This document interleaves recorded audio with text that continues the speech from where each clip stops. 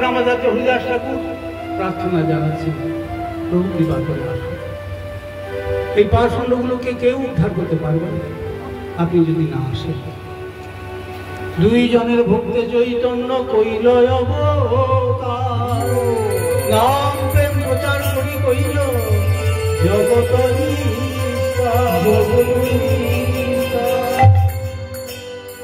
উদয় হল গো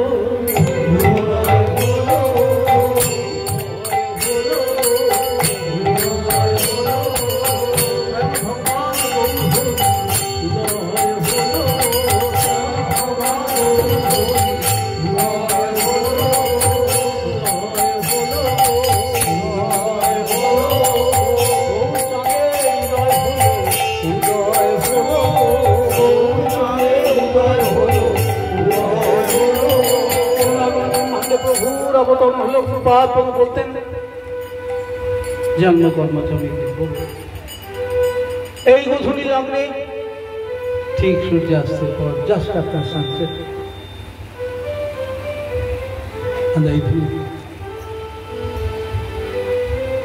শ্রীকৃষ্ণচন্দ্রের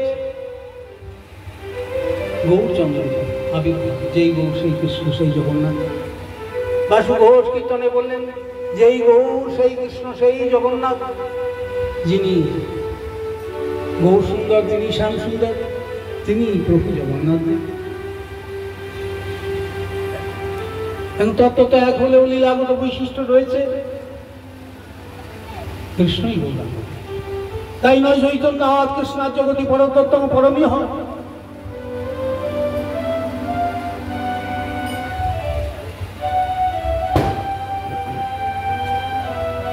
প্রভু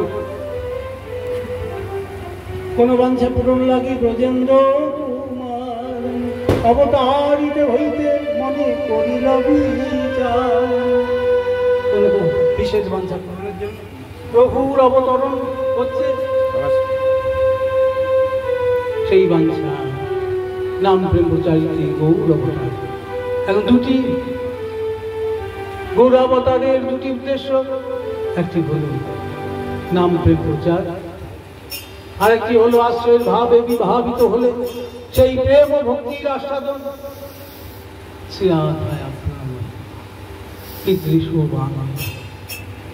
তো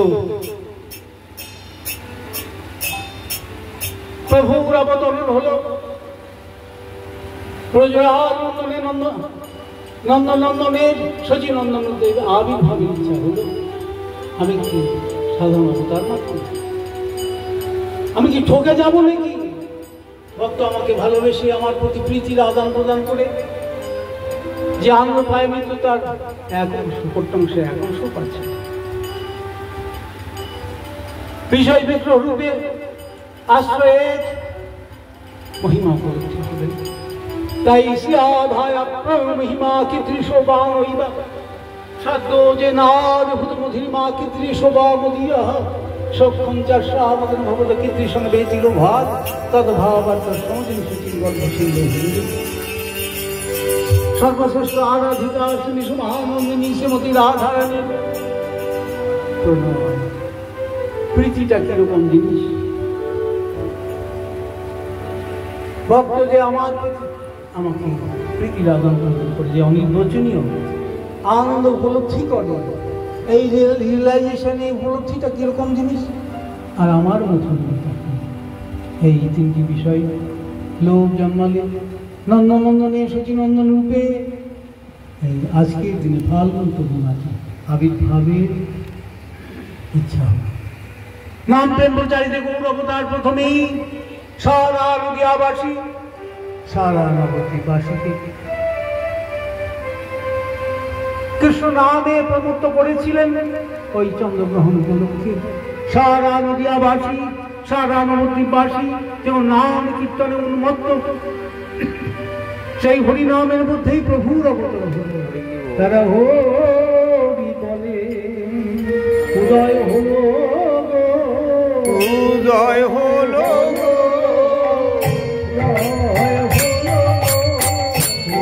উদয় হলো জগৎ ভরিল জগৎ ভরিল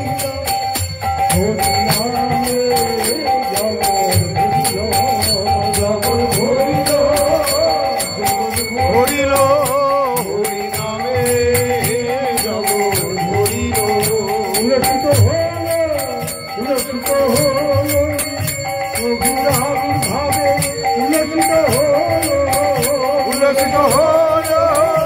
উল্লসিত হলো প্রভুর আবির্ভাবে উল্লসিত হলো প্রভুর অবতারণে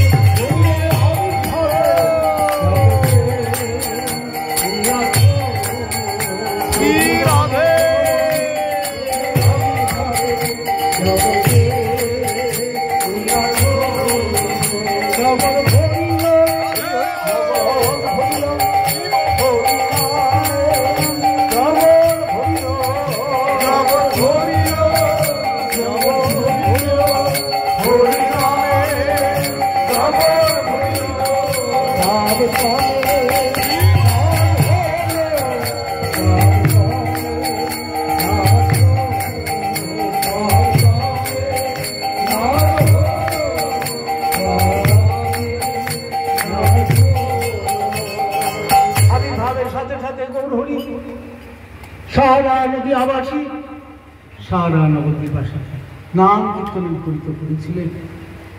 শুধু কি মানুষ, ইতর প্রাণীদেরও হরিনামে প্রমত্ত করেছিলেন। যখন ঝাড়িদণ্ডের পথে বৃন্দাবনে যাচ্ছিলেন, বনপথে ওই হরিণ, ব্যাঘ্র, হাতিগুলোকেও নৃত্য করিয়েছিলেন। প্রভু প্রেমানন্দে চলেছেন।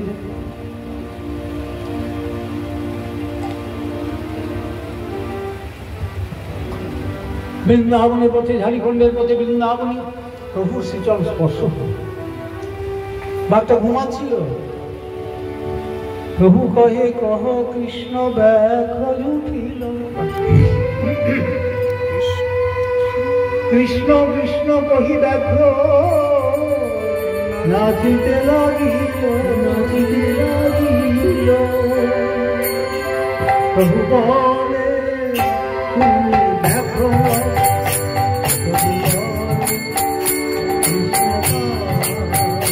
প্রভু বলে তুমি ব্যাঘ্র, প্রভু বলে কৃষ্ণদাস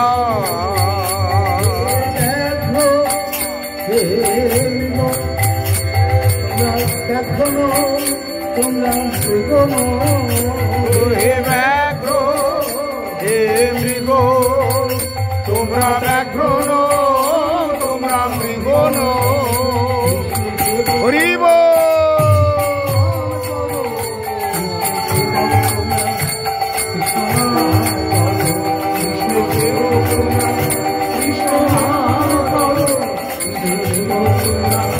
কৃষ্ণ নাম করো,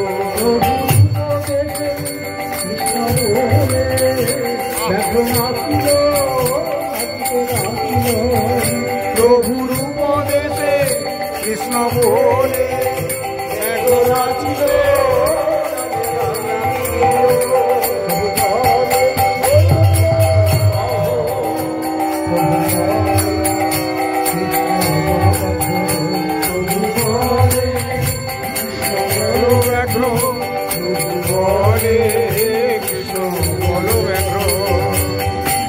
কৃষ্ণ কহ কৃষ্ণ কহ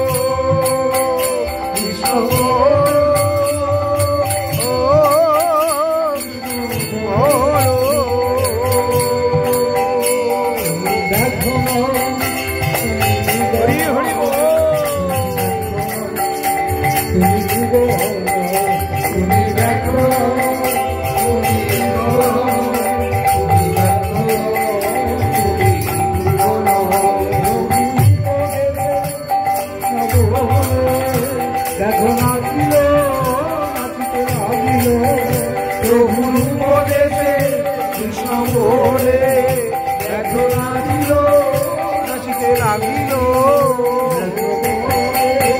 হরি হরি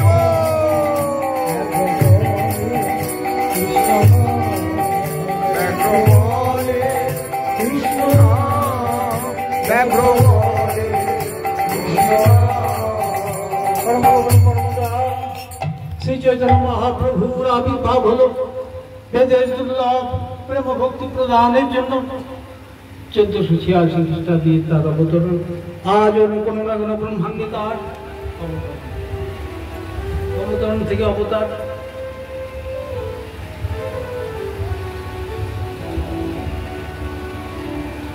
শ্রী চৈতন্য মহাপ্রভু সাধারণ অবতার মাত্র নন, পরন্তু সকল অবতারের অবতার। কৃষ্ণ যেমন সর্বাবতারী সর্বকারণের প্রধান, শ্রী চৈতন্য চৈতামৃতকার বললেন স্বয়ং ভগবান কৃষ্ণ, কৃষ্ণ পরতত্ত্ব, পূর্ণ জ্ঞানে পূর্ণানন্দ পরম মহত্ব, সেই কৃষ্ণ অবতারী ব্রজেন্দ্র কুমার আপনি চৈতন্য রূপে কৈল অবতার। স্বয়ং ভগবান আদি ভগবান মূল ভগবান আদ্য ভগবান স্বয়মেব হরি নন্দন কৃষ্ণ এই কলিকালে গৌরাঙ্গ মূর্তিতে প্রকটিত। গুরুপাদ পদ্মই পয়েন্টে জোর দিয়ে বলতেন নত বসুদেব নন্দন বাসুদেব ব্রজেন্দ্র নন্দন যেই শশীসুত হইল সে বলরাম হইল নিতাই।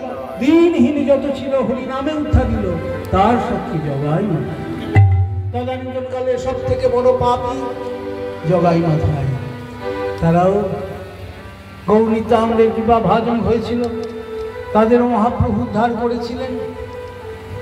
অস্ত্র ছিল হরিনাম কৃষ্ণ নাম। তো ভাগ্যবান আপনারা, আজ পরম পবিত্র দিনে করুণাময় আমার শ্রীপাদ পদ্মে প্রতিষ্ঠিত গৌরীয় সমিতির অন্তর্গত প্রধান কার্যালয় রায়পুর শ্রী গৌরাঙ্গ মঠে সকলে সমবেত হয়েছেন। প্রভুপদে তাদের শ্রদ্ধা ভক্তি নিবেদনের জন্য please accept the holy blessings of my beloved Srila Gurudev, His Divine Grace. Om Vishnupad Ashtottara Shatashri Srimad Bhaktimayika Bhagavata Goswami Thakur, and convey the same to all other members in your congregation. আমি আমার গুণপাদ পদ্মের অনুসরণে ভাগ্যবান আপনাদের সকলকে আমার আন্তরিক শুভেচ্ছা।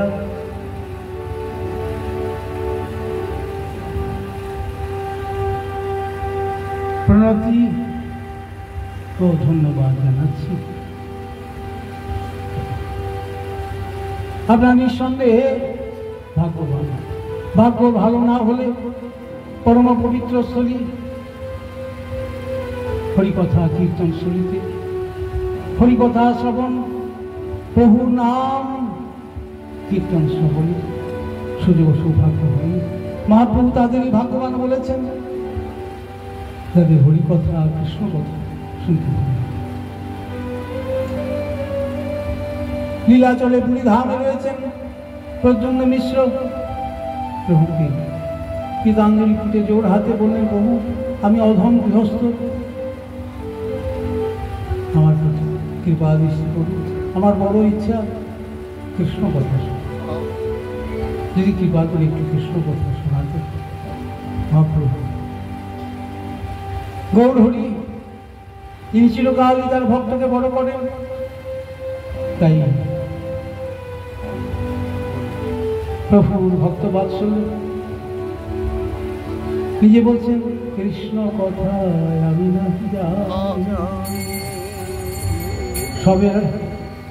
সবের আমার আনন্দ জানে তার মুখে শুনি। মিশ্র কৃষ্ণ কথা আমি নাহি জানি, সবের আমার আনন্দ জানে তার মুখে শুনি। ভাগ্য তোমার কৃষ্ণ কথা শুনিতে হয়, রামানন্দ পাঠ যায় করহ শ্রবণ। কৃষ্ণ কথায় রুচি তোমার বড় ভাগ্যবান, যার কৃষ্ণ কথায় রুচি সেই ভাগ্যবান। কৃষ্ণ তুমি ভাগ্যবান, ভাগ্যবান, ভাগ্যবান, কৃষ্ণ কথায়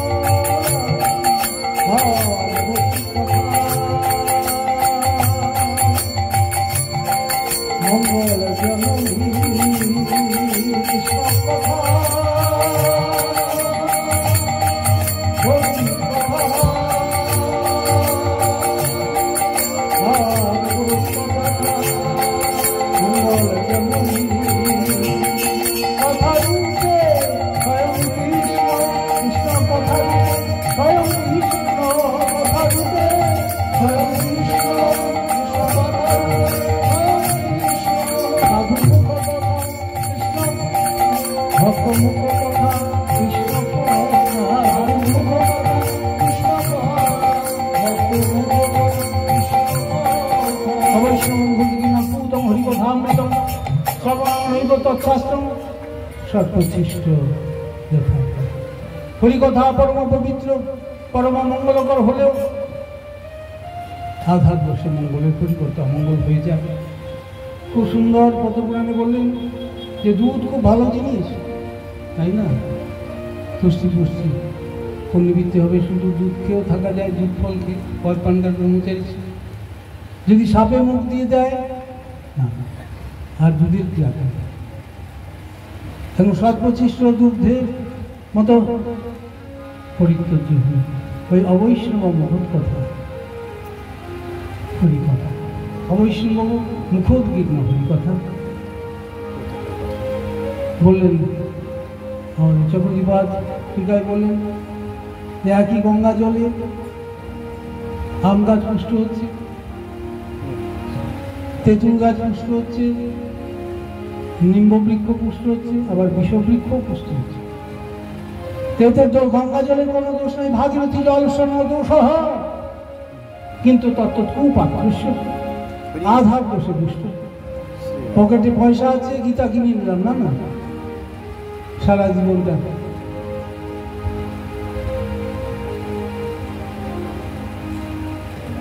যারা কর্মযোগের প্রাধান্য দিয়েছেন তাদের ভাষ্য যদি আমরা পড়তে যাই তো কি হবে?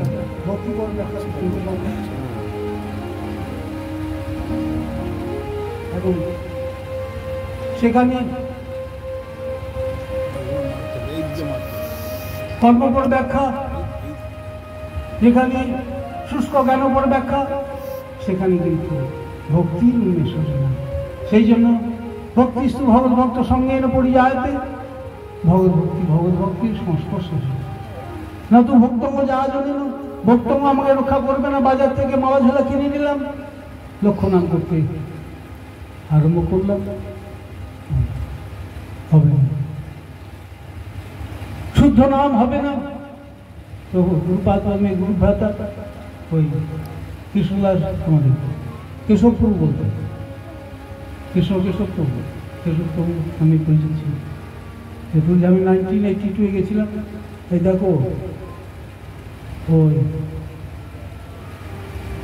3তলা বিল্ডিং এর উপরে এত বটবৃক্ষের নিচে যে বীজ পড়ছে, গাছ হচ্ছে না, ওই 3তলার উপরে তাকে খেয়ে পায়খানা করে দিয়েছে, ওইখান থেকে মহিরু হয়ে গেল, বিরাট বৃক্ষ। তো